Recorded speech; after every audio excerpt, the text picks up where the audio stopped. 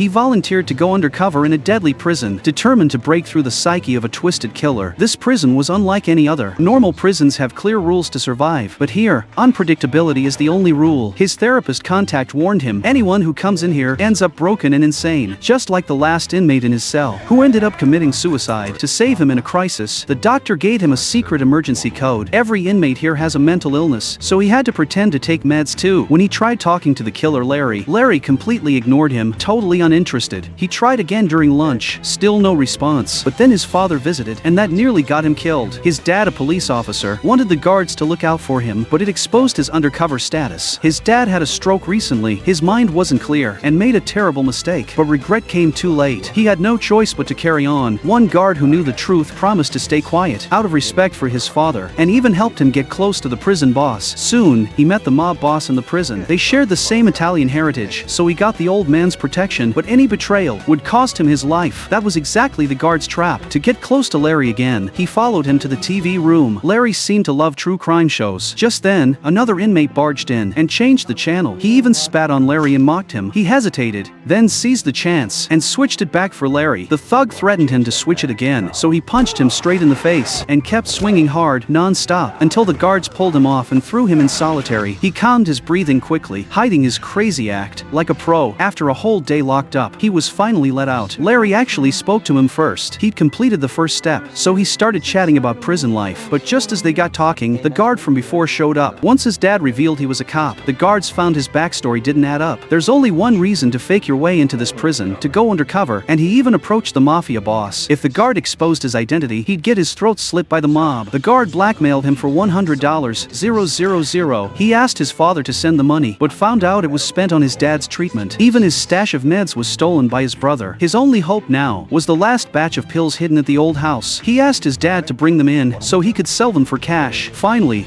he became real friends with Larry, and they opened up to each other. Larry was jealous that he used to be a football star and dated tons of gorgeous women, but again, guards interrupted them. He told the guard his father would bring the pills soon. He'd sell them and hand over the money, but his dad found nothing at the house, and his brother had been there. He realized his brother stole the goods. Now he was totally screwed. He turned to the agent who put him undercover, but the mission was off the books. She couldn't get him the $100,000. Even pulling him out would take 2 weeks, and things got even worse. Larry once confessed to a murder, but had a solid alibi. Now even the agent wasn't sure if Larry was the real killer, but he had no other choice. He had to risk his life to continue. To get Larry to reveal where the bodies were hidden, that was his only way out, and his only chance to survive.